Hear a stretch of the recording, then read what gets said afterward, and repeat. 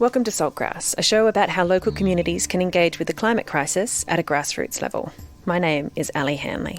In the next 2 episodes, I'm going to be bringing you some audio I collected recently at a town meeting in Castlemaine about a proposed bioenergy plant. I've split this content in 2 because this is a hot topic for our town, so it's worth covering fully, and the session went for 2 hours. But rest assured, I've made it as listenable and informative as possible, but I have edited it to take out all of the live event long pauses and procedural talk about where the loos are, things like that. Even with all that taken out, it's still much longer than my 1-hour radio program length. The first episode, this one, is my introduction to the topic and also includes the presentation given by Dean Belfield at the event about the proposed bioenergy plant. My intro and sharing this presentation with you is to give you the background and the context of what everyone is talking about. The following episode will be the Q&A which followed Dean's presentation, and at times that got a little bit heated. And then after that, I have some interviews I did with people as they were leaving the event, just to see what they came away with after it all, what they were thinking and feeling after an event like that. So I could have cut a lot more of the audio out and squeezed it into a single-hour episode, but I think it's a really important topic for our region to engage with, and it's an interesting example of the balance between well-intentioned people busting their guts to create renewable energy sources and trying to move quickly to mitigate climate change and create a safe climate future, which we all want, right? But on the other side of that equation is, how do we do the right thing by the local community? So the questions from the audience are really important, and understanding how they're thinking and feeling is really important. And so I wanted to give them space and full attention in this series. It's also fascinating to me that the local sustainability group, who do such good work for the community around sustainability and climate action, are framed here in this conflict within our community as possibly the bad guys. I find that really interesting, and I think that's worth exploring as well. So stay tuned. As ever, before we get into it, I would like to acknowledge that Saltgrass is produced on Jara country. Jara country is the traditional home of the Dja Dja Wurrung people, who have been the custodians and caretakers of this land for tens of thousands of years. We thank them for the care they've taken and continue to take of country. Always was, always will be Aboriginal land. Sovereignty was never ceded. Salt of the earth. Salt. Grassroots. Salt of the earth people. Grassroots change. Saltgrass.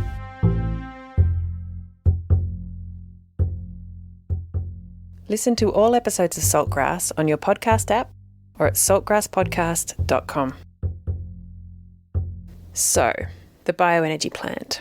Before we get into listening to what Dean presented to the community on that night, I'm just going to give you a little bit of context from my point of view, because as many of you will remember, I used to work at the sustainability group, MASG, the Mount Alexander Sustainability Group, until just recently, and the entire time I was there, the committee were working on and developing this project. So I sort of have a behind-the-scenes perspective on the bioenergy plant. And it's worth noting that MASG, the sustainability group, is at the moment behind the bioenergy plant, but will not have ownership of the plant ongoing. So I think that's one of the main concerns from the community, is that MASG is not going to have full control over this project for its entire life. MASG created an entity called MAB, Mount Alexander Bioenergy, and that was created to run the project and will be handed over as the project gets taken up by the people who will actually buy in and invest in it and make it happen. So even as an employee of MASG, it took me quite a while to fully understand what they were actually talking about and why a bioenergy plant would even be good for our region. I just kind of wanted a beautiful community wind project like Hepburn Shire has just to the south of us, or some solar farm that sheep can graze around. A biodigester is kind of like the ugly stepsister, or maybe even the troll under the bridge compared to these other types of renewable energy. It farts and burps and it consumes rotting waste. It's not a romantic image.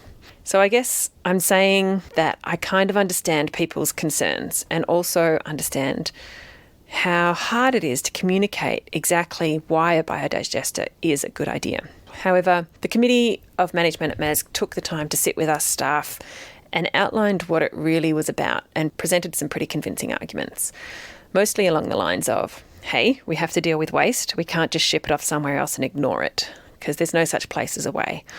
And it's not fair on other communities or other parts of the landscape for us to just ship it out and bury it. This is what's got us into this problem in the first place of climate change, this consumerist attitude, right? Of just consume, use and dispose. That's not what we want. We want to start getting back to a kind of more circular economy way of thinking about, there's no such thing as waste. Anything that could be considered waste is actually a resource. And organic waste is a major producer of greenhouse gases if it goes to landfill, and a lot of farmers actually just burn off their woody hard waste. So if we can control the flow of organic waste to a plant that can turn it into heat and power, then that's actually a really good outcome. It reduces the greenhouse gases coming from our local tip or landfill, and it isn't romantic or pretty, but it is super efficient, and it also prevents the factory, in this case, Don KR, we'd call it the Baco, it prevents that factory from relying so heavily on electricity supplied from the coal-powered energy grid. And here in Australia, we really desperately need to transition off coal for our electricity supply. And a company like the Bacon Factory are not going to pay extra money to purchase green power. So if we can help them consume less power from the grid by supplying them with power from this bioenergy plant, and we can take care of our organic waste in a better way, why wouldn't we do those things? But most people in the community did not have the privilege of one of the team from MAS sitting down with them and talking through all of those arguments. And I live at the other end of town from this planned development. So for those people who live right on its doorstep, I can really understand how it's much more immediate for them and much more intimidating. For those listeners who may not know, the sustainability group behind this proposed bioenergy plant, MASG, is a community organisation that has been running for over 15 years. They are not for profit and they're a registered charity. They have a long history of trying to get renewable energy projects up and running in our region.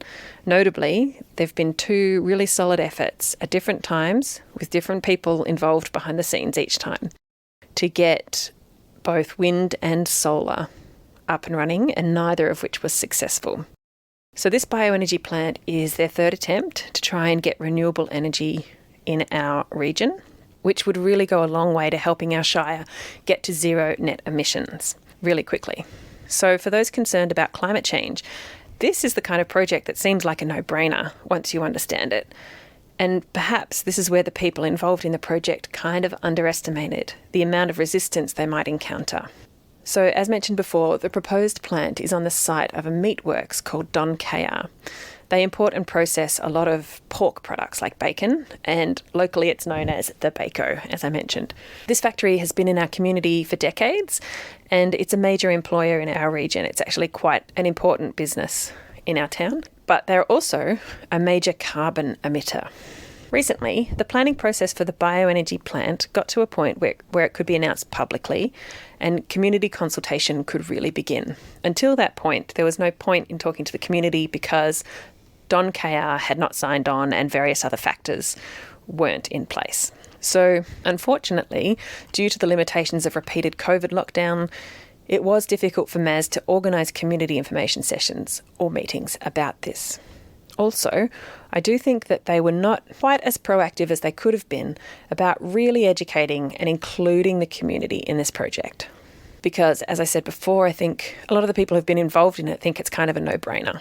And, of course, it should go ahead, So when the people who lived nearby heard that there would be a power plant on their doorstep and that it had a thermal process involved, it was easy for them to jump to the conclusion that it was going to be an incinerator.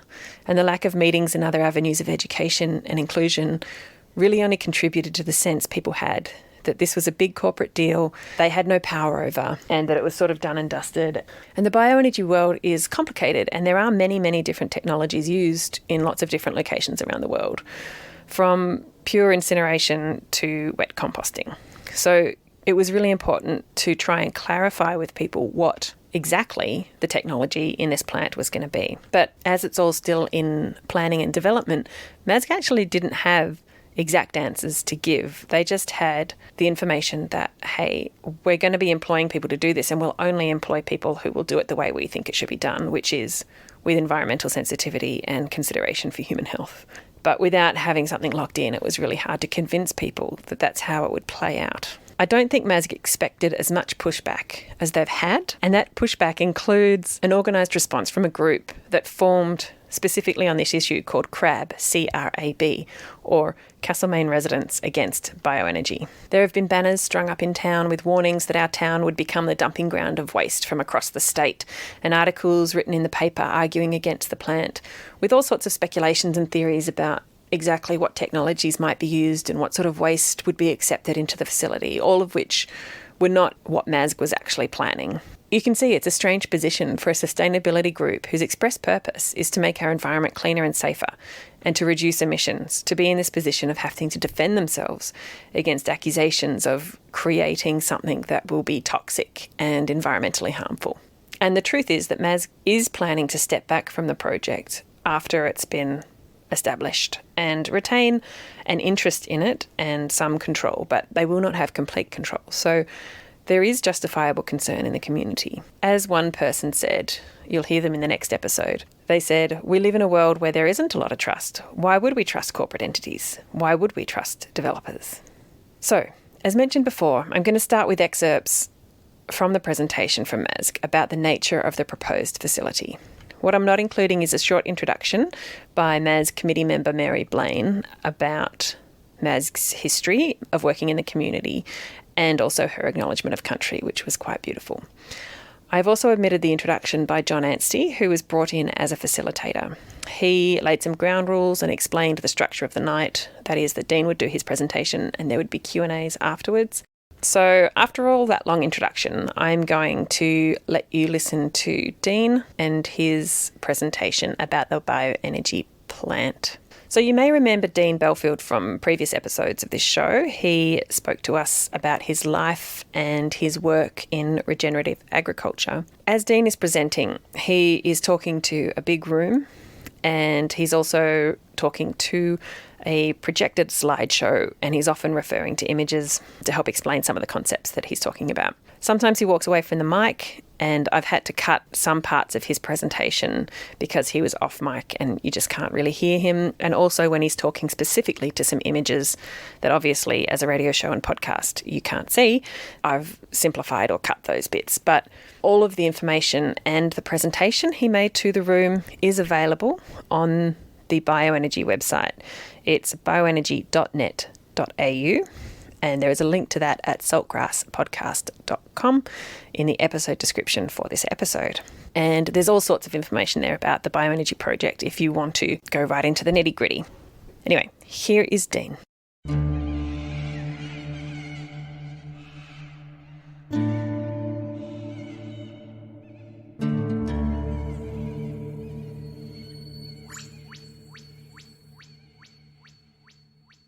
Good evening. Some of you may know me, some of you may not. I've been involved as a project manager with this project since 2014-15. My background as an engineer, worked in the sustainability space for most of my career. I live on a farm and tonight I'm just going to talk to you about the Bioenergy project in general. So it's basically an overview of the project, a bit of the history, but you've got a sense of that already, but I'll run through that quickly. The pre-construction phase where we're currently at, the planning process, because we mentioned we're very early in that process. The technology in the facility, which is both the anaerobic digester and the biomass combined heat and power plant. The community benefits, why this site was selected, the ownership and operation of the plant, should it go ahead. Then environmental issues such as traffic, noise, air quality. Where are we now currently? What's the current activity we're involved with? And of course the stages in the community engagement. And this is a critical part here. This is the first time we've had the opportunity, beyond speaking to the nearest neighbours and some of the local interest groups like the hospital board and a few others, that have asked us to share with them a little bit about the bioenergy plant, because for example the hospital's closely located and they were concerned. So Why are we here? I think we've got a good sense why we're here. There's a macro perspective on that. There's a micro or local perspective on that. We know, maybe a lot of us know, that the IPCC climate report, which is the international body who I guess is responsible for charting the global course around climate change, which is happening very rapidly on our watch. And so at a local level, one of the questions is, well, what can we do about it? And I know a lot of local people are really concerned about that. And Castlemaine is an interesting, it's a diverse but pretty special community, and you all know that as well. And we've got the Kids for Climate initiated in Australia from this community as well. So at many different demographics, there's a strong interest in us, I think, trying to do the right thing by the environment and the community. What is bioenergy? Again, this is not a lecture on bioenergy, but it's simply saying that we've got the sun that gives us that renewable source of energy ongoingly, and that's converted through photosynthesis into usable forms of energy in a renewable way. That's been there for a long time, and hopefully it will continue to be there for a long time. And we've just gone through this blip for 200 years called the fossil fuel era, and we know the impact that is having. So the project overview, we think it's the first community-led integrated bioenergy project of its kind in Australia. What does that mean? Well, it simply means that we've set a goal of zero net emissions, we've set a goal of zero waste, we're embracing this circular economy thinking where there is no waste, and that everything keeps circulating in those systems as long as possible. After all, waste is a construct. Nature doesn't know anything called waste. We give it that name because we have resources and materials flowing in the system that we feel we have no use for, and we dig a hole and we bury them. And that's no longer sustainable, clearly. A percentage of the community, particularly the sustainability group and the council, have set respective goals around zero net emissions for 2025 and 2030, and that's to try and fall in line but perhaps take a bit of a leadership role with what's happening at the state government level and at the, I won't say federal government level, but certainly internationally. The circular economy, which is about shifting our thinking from take, make, waste, so the take, make, waste linear economy model, to the circular model, which is about borrow from nature, use and then return. So I think you get the distinction there, and that's critical because one is our future, the other is a doomed future if we continue that according to all the trend lines. And we are very keen, if we can get this project up and running, to be an exemplar for other communities around the country. So the project history, 2015, that's where the project was initiated via a pre-feasibility study into what we could do in the community, and actually started before that with a resource mapping exercise out at Barringup because there was issues around wind and solar. So we were motivated by, well, what is it? What can we do in the community? It's not just about wind, it's not just about solar PV, it's about the whole community, the whole system. So that's how it started, and no one actually knew at that time what we could do unless we got some data. So we did a pre-feasibility study, and if that didn't look compelling at all, it would have finished there and then. But actually there was enough evidence and data in there to suggest that we had a case and we should explore it further. So we were lucky to get some ARENA funding, state government funding, very generous philanthropic funding from community members to go and do a full-on feasibility study, and that lasted for about 18 months. And that was put out to tender, and we got some terrific responses from those independent parties who led us through that. And Colaban Water was involved in that, the council involved, Don put in a very small contribution as well. But they were not really involved in any way at that stage. And the upshot of that was a bankable business case that demonstrated there was an effective rate of return, internal rate of return on the project were it to proceed.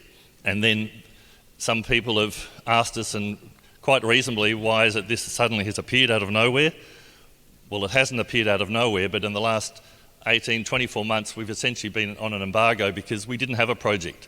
There was no consent from Dons, there was no term sheet, no agreement, so there's no point telling people that. But there was no big story to tell at that stage. And so here we are in 2021. We've finally got agreement after 3 years from Don's parent company in the UK to say we need to green ourselves, we need to do this, we need energy security, etc., etc. It's a good thing to do, we'll support it. And so out of that came a high-level design, which is a combination of the anaerobic digester, the biodigester, and the biomass combined heat and power plant, which one component of that is the pyrolysis gasification, which we'll talk about. But there's a long way to go. And a lot of that long way to go is around getting the approvals, working with the EPA, because if they knock it on the head, it doesn't happen. So there's very strict tramlines that we would have to operate within to comply and even to get a permit from them. And then that feeds into a detailed engineering design. And again, there's been questions about why can't you tell us the detail of what this biomass component is going to look like? Fact is, for people who are familiar with these types of infrastructure projects, there is a step-by-step process you go through, and you don't know all the detail at this stage. But what you do know is high level, conceptually, what it is you're trying to achieve, and then you pass it across after a tendering process to the most eligible, most capable engineering design company who gets involved, and they work with the EPA in an iterative manner and listening to community concerns along the way so that you arrive at, if you like, a sweet spot of a project that is going to work, is going to deliver a commercial return, because if that's not going to happen, it won't work, and it does tick the environmental and community boxes along the way. So it's not as though we actually have worked it all out and we're just sharing the story with you having done it. That's absolutely not true at all. And anyone who's been involved in these types of projects will understand exactly that is the case. So planning process, again, there's a bunch of things we need to do.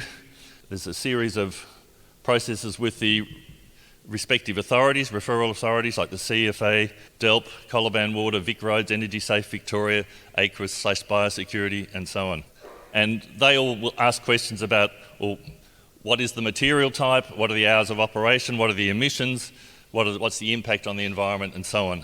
And I spent part of yesterday listening to the latest EPA Act, because the EPA has just released a new act, and it's shifted the whole emphasis now from being reactive to proactive. So that makes it even tougher, and ideally that should work in the benefit to the benefit of the community. So you don't apologise after an accident's happened, you actually take the mitigating steps beforehand to identify what could happen via risk analyses and so on, and then you make sure it doesn't happen.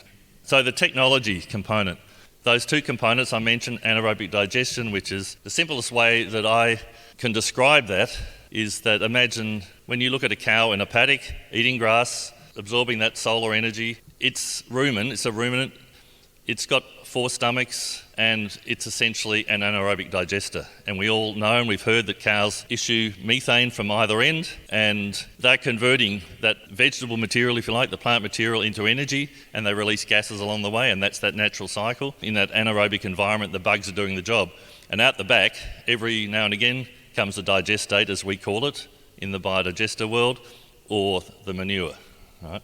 Nutrient-rich, valuable, and so on. It's not waste, absolutely not. So that's the anaerobic digestion side of it, which I'll give some examples of as we move through this. And that's roughly about 1 megawatt. So it's actually quite a small anaerobic digestion facility that's being proposed. They can get very big. This is not a big one, but it's not a super small one either, because it wouldn't be viable. Then moving across to the biomass technology. So part of our thinking is in integrating this is that the anaerobic digester takes essentially wet organic material, because bugs, bacteria do not like breaking down dry material. You know, fungi do that much better than bacteria do, for example. And as you know, when you put timber in a paddock, it sits there for a long time, but it'll eventually broken down by fungi and other bugs and then turned into methane and so on. So you can see where the anaerobic digestion bit fits. The dry organic fraction material, which is timber waste, can be wood chip, can be whatever, that goes through that thermal process at a high temperature, and depending on which particular technology you're using, that gets molecularly cracked, if you like, in a low oxygen environment, which is what we're suggesting, which is pyrolysis gasification technology, and that produces a syngas, which I'll describe shortly, and that syngas is a very clean green gas comprising of a large component of hydrogen. And some people actually with gasification plants or syngas, in fact I was speaking to someone yesterday who's an Australian based out of Melbourne, does a lot of this work, and he's just developing a plant now in Brisbane, and they're bottling that and selling that for vehicles and so on. So these technologies exist, none of them are new. There's a little surprise on the biomass which I'll show in a few minutes as we walk through, because I think you'll be able to relate to. I'm trying to demystify this because I know as an engineer we can get caught up in language that can be very confusing. And I don't guarantee I'll demystify it, but I'll try my best, right? So you might have seen photos of big tanks with a dome at the top, and you see them in Europe. There's 10,000 plus of these in Germany. They're in villages, people live next to them, they're all over the place essentially. They're on farms and so on. And so that tank at the right there, that's a graphic, if you like, with influent coming in, which can be a bunch of different things. Happy to go into that. but just imagine food scraps and whatever. And in this case here, it will also be meat waste, like soft, not hard, dry stuff, but soft, wet meat waste from the Don's facility. And why that's attractive to them is that at the moment, that's because it's imported pork, and there's no disguising that, a lot of it is, they're heavily controlled by quarantine rules. And so if they don't cook the living daylights out of that in the heat treatment plant, which some of you perhaps who live close will know, there's a big shed up the back on the hill there, which is a high temperature, effectively a rendering plant.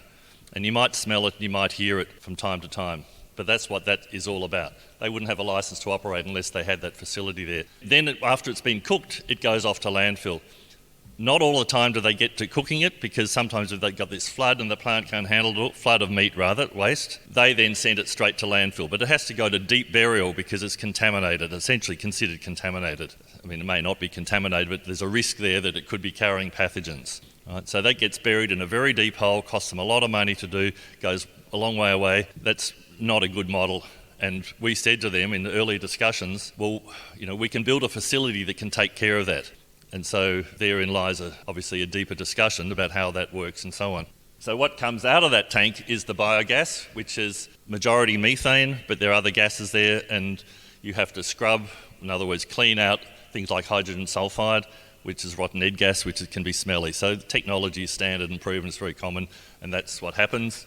And then you're left with a usable high-value biogas. So moving on without going into the detail of that, there are similar plants in Victoria. We're arranging a site visit for some of the Don's executives it was to be last week actually, but COVID screwed that up, so it's going to happen in a couple of months. But we're happy to share, and I think we have on our Q&A, where these sites are located in Victoria, and there's a whole number of them in the process of being developed at the moment. So coming to the biomass plant, so when the feasibility study was done, the people who did it were experts in anaerobic digestion, and they've got a plant in Western Australia that's been running for 5 years, and what they proposed was almost identical to that would be used here. So if people want to know about it, and I know some people have jumped on the web and had a look to see a little bit about that, that information is there's nothing to hide, and it's just a copy of what's done in the UK and Germany and so on.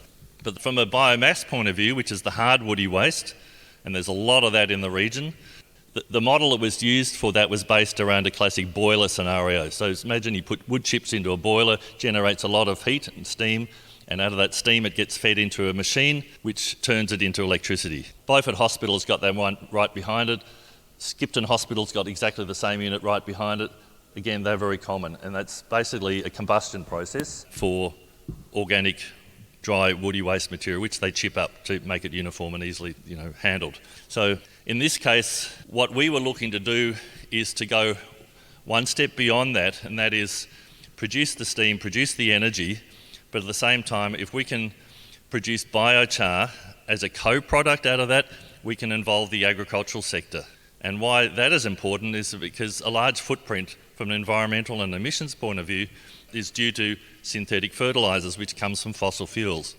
And it is massive when you look at it across Australia's inventory and carbon footprint. And we know that that's not sustainable either.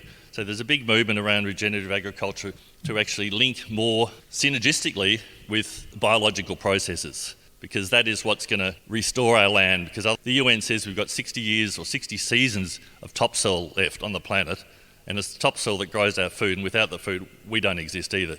So it is actually, it's not to be ignored by any means.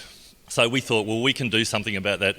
What if we generated a thermal process that's going to give us the same outcome to support the energy that Dons are interested in, reduces our emissions, and we can give something back to the farmers as a biostimulant. And we can combine that with rock dust, and we can combine that with the digestate that comes out of the anaerobic digester. So I know I'm at risk at diving into a little bit of detail, but there were some questions that came through, and it's great to get the questions, that the digestate, why don't we just turn that into fertiliser and forget the biomass plant? Well, we can't just turn that into a fertiliser because, remember, it's got the waste from Don's in there, the pig meat, if you like, pork and other meat that is prescribed. It's arguably contaminated, and so they won't allow you just to treat that like a normal digestate. You just can't spread it out on a farm, for example. It's not allowed. The EPA won't permit that. Biosecurity Australia won't permit that. I've been speaking to them recently about it. And we've yet to find out the detail, but some of those aspects are pretty clear. But what we can do is take the water out of it, use that digestate, which is full of nutrients and minerals, feed it into the biomass thermal plant and help produce biochar. So again, we're working towards this notion of zero waste wherever we can, keeping the emissions down, supporting the local economy and building on that circular economy concept. So, by the way, when we talk about feedstock, and I talk to my wife about this and she goes, what's animal food doing going into a biomass thermal plant? And I said, what do you mean? She said, well, feedstock, isn't that animal food? So I said, no, well, I know, that's just the expression that's used. So she warned me that I'd better explain that to you tonight, otherwise people might think it's animal food that's being combusted or something or other. So essentially, for these types of facilities, what goes in very much influences what goes out, and what goes in also influences what you can do with it. So it's not just the quality of material, but it's the composition of the material. So we've said right from the outset, and I know maybe we've yet to convince some people, but we're absolutely adamant, and we can only say it as we see it and tell the truth as we see it. But our principle from day one is we won't accept any toxic material, we won't accept any non-organic material, with one exception, which I'll come to. But at least 80 or 90% of what goes through, if not more, is all organic material. And on that basis, we can manage a process responsibly that gives us a known outcome. And it's not going to give the toxic emissions that people justifiably might be very concerned about. So I mentioned digestate from the anaerobic digester can be used. There's no mixed waste. So when you talk about incinerators, and I know that term's been used a little bit, and I'll come to that too, there's no mixed waste going into this at all. There's no toxic waste. There's no other plastics other than that small stream, which is a low-density polyethylene, which breaks down into hydrogen and carbon and oxygen, essentially. Molecularly, it's pretty simple. It's basic chemistry. What we have said, anything else, particularly vinyls, we're not interested, we will not accept. And you know, vinyls, PVC and so on. And only waste approved by the EPA will be accepted. I mentioned about biochar, that the value of that, you can activate that, put fungi in it and so on, and it's a terrific bioadditive and fertiliser and so on, put into the topsoil, etc., etc. There have been questions about stack height, and stack height, according to the EPA and other parties I've spoken to, I mean, that's not my skill set in designing stacks and this technology, but the information is there. Stack height is sort of proportional to the quality material going in, and if you go into the city and you see a stack that goes hundreds of metres in the air potentially, that's because there's something nasty in it. They're trying to push it out into the higher air turbulent streams to take it away. So there's an image of a pyrolysis gasifier. Again, that's not necessarily what we'd be using, but people want to see, they want to look and feel, get a sense of it. That's a bit longer than the length of a 25-metre swimming pool. That gives you an idea of material comes in one end, it goes through those thermal combustion or cracking processes, then it's clean, then it says wet scrubber on the right-hand side there. There's three different technologies, but they're all related, and they're all about taking particulates out of the flue gas, if you like, that's coming out of it, so that it is safe to breathe. And the EPA are on that like a hawk. Again, that's known technology. Let me say, emissions can be cleaned using standard technology, using the scrubbers and cyclones, electrostatic precipitators and so on, and they're just fancy terms, engineering terms for that filtering process. Some of the community benefits, 88,500 tonnes of emission reduction. I mean, that's actually a massive number, but that doesn't include the biochar. If we include the biochar component, and these come from an extensive life cycle analysis from the Australian Renewable Energy Authority, so they've got smart people who are doing this. If we included biochar, that would be close to maybe exceeding 100,000, which is a big number, and that would take care of a large percentage of the Shire's, and certainly the town's, emissions. And that's achieved by diverting 36,000 tonnes of the waste that's going into both those facilities from landfill. Because when it goes into landfill, unless you've got special equipment to capture the methane, it will generate the methane. And the methane has a greenhouse potential or warming factor between 25 and 27 times carbon dioxide, so it's massive. The amount of energy that the facility will produce is about 270,000 gigajoules. Gigajoules is not a familiar term for a lot of people, so we convert it into megawatt hours, 75,000 megawatt hours a year. So the average household uses probably in this town, maybe about 15 kilowatt hours a day. The question of site, why in that particular site that's been earmarked? That's a great question. Well, part of the feasibility study Again, that was the remit of the consultants to go and look at 8 sites across the region. Cut a long story short, there were 2 that sort of made the short list. One was down at the landfill near the wastewater treatment plant and the landfill for the council down there, and the other was next to Don's. And why? Because to make these plants viable, you've got to try and get behind the meter rather than in front of the meter. You don't want to sell it back to the grid, they pay you nothing for it, and then buy it back at a high price. It just doesn't work. So to get behind the meter, it's what everyone's doing, logical reasons. Just like you have with solar panels on your roof, you don't sell all the solar energy then buy it back. You use it all first, and if there's any left, you sell that, right? We all do that. And it's the same idea here. So it was a pretty exhaustive process with weightings and criteria and so on that ended up selecting the Don site. They weren't involved in any of this, by the way. They didn't even know about it, but it was a potential site that had been identified. And mainly because they had a big waste stream that there was a problem for them that was readily available, and also they needed energy in the form of electricity, gas and steam heat. So they needed all that, and this bioenergy plant, as proposed, won't even quite reach 20% of their total energy needs. So it's a small but an important contribution for them. So here Dean shows the audience a site map at the proposed facility. He describes the size, location and some of the activity that might happen on site in terms of trucks moving in and out. I've cut that out because he was off mic and you can't really hear him. And all of that information, if you're interested, is on the website bioenergy.net.au on their resources page. They have a downloadable copy of the handout that was given out at this meeting and also the presentation that Dean made. So feel free to check that out if you want to know more about the actual site and where the building's going to sit on location and how many trucks and things might move in and out. If you get a sense of that 200 metre long, 50 metre wide footprint, the trucks come in one side, they dump their waste into a big shed which is under negative pressure, which means the odours don't escape. It's like hospitals where they have operating theatres and so on. They try and keep the bugs out and do everything under negative pressure. Same concept. This is applied everywhere where you have these types of facilities. And then the trucks come out, they get washed and they go back onto the road. So again, we don't control any of that. The EPA determines how that process functions very rigorously, so you just got to fall in line with it. One of the assumptions that we made at the outset is that, and it didn't even occur to us that people might see this as an incinerator, which it absolutely is not. But again, I can understand that if we don't explain it and clarify that and provide the facts, then that conclusion could be reached. So that's why we're having these sessions, and that's why we're doing our best to provide factual information that we can substantiate to explain this. So on the left-hand side, that's an industrial incinerator. That takes municipal solid waste, which is basically anything that either would otherwise go into the landfill that can't be recycled or reused or organic, and it gets burnt. It's tyres, it's all sorts of things, right?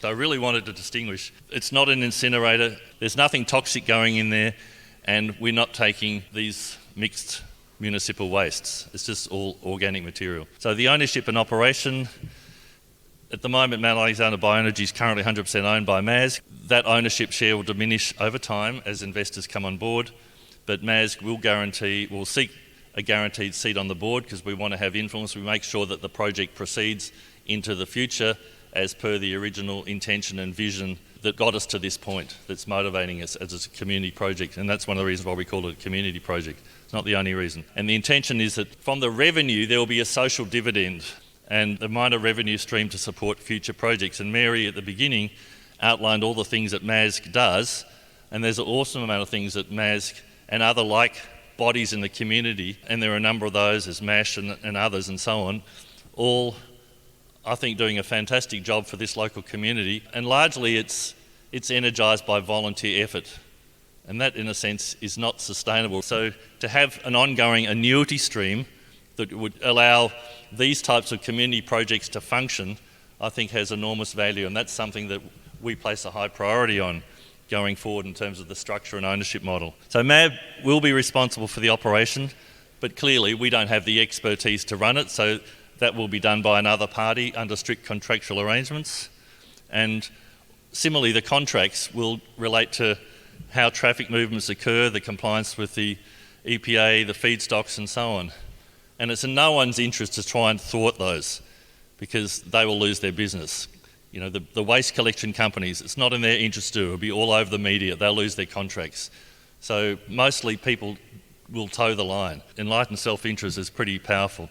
So there's questions around traffic, and I guess the net position here, because there will be fewer trucks taking contaminated waste away from Don's, because that'll all be diverted through into the bioenergy facility. So there's a minus, or like a reduction there, but there will be an increase of some trucks coming in from outside to bring some of the waste, because the local community cannot supply 13,500 tonnes of that from the township I'm talking about, of dry woody waste, nor 23,000 tonnes of organic wet waste to the digester. Given that Don's each day have about 30 large truck movements and about 600 small vehicle movements, we think that an extra 3 to 5 truck movements per day is probably within the bounds of acceptability, but there is a traffic plan and the council's across that. We're involved in looking at that now. The EPA will be across that. So we feel reasonably comfortable that there are sufficient safeguards to manage that in an effective way for the community. And the trucks are all sealed, they have to comply and so on. So I won't go into the detail of that. Noise. So anaerobic digester is largely silent. The bugs don't make a lot of noise. There might be the odd occasion where some fans and pumps and so on kick in. That will occur, and they can be silenced, and there's plenty of case studies where the facility, the housing that you saw before, they might have to put buffering inside there to reduce that noise so it fits within the EPA limits for a start, and the operation hours and so on.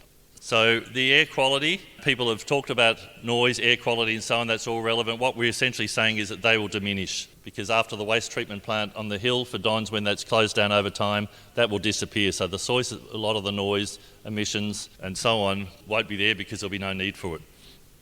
So as you can appreciate, there's a lot in this. It's hard to do it justice in a short period of time. I'm doing my best. We'll move into Q&A. John, so you're the master of the ceremonies here. So thank you for listening. I hope that was useful. I'm going to take a seat now.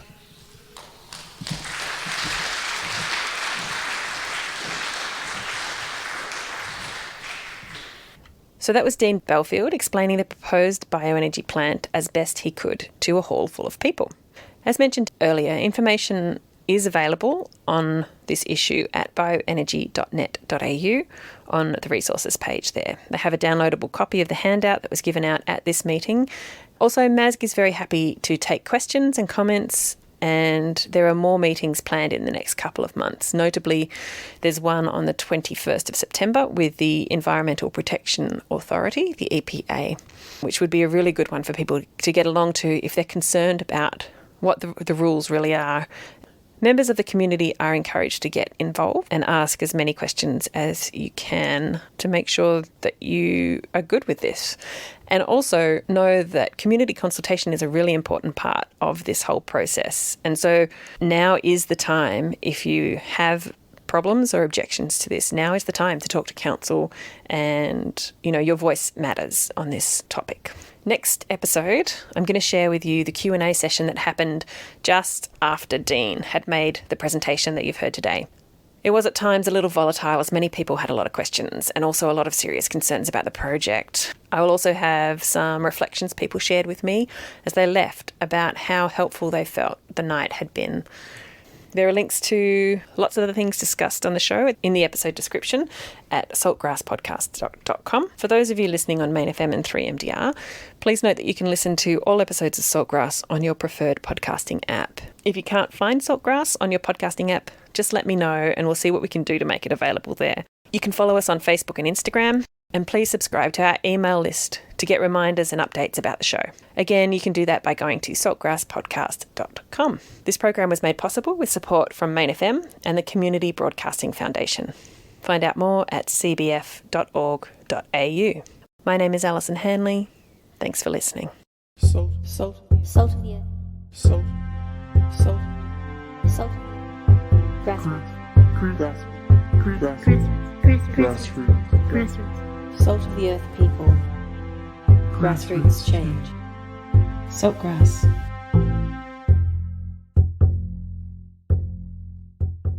Listen to all episodes of Saltgrass on your podcast app or at saltgrasspodcast.com.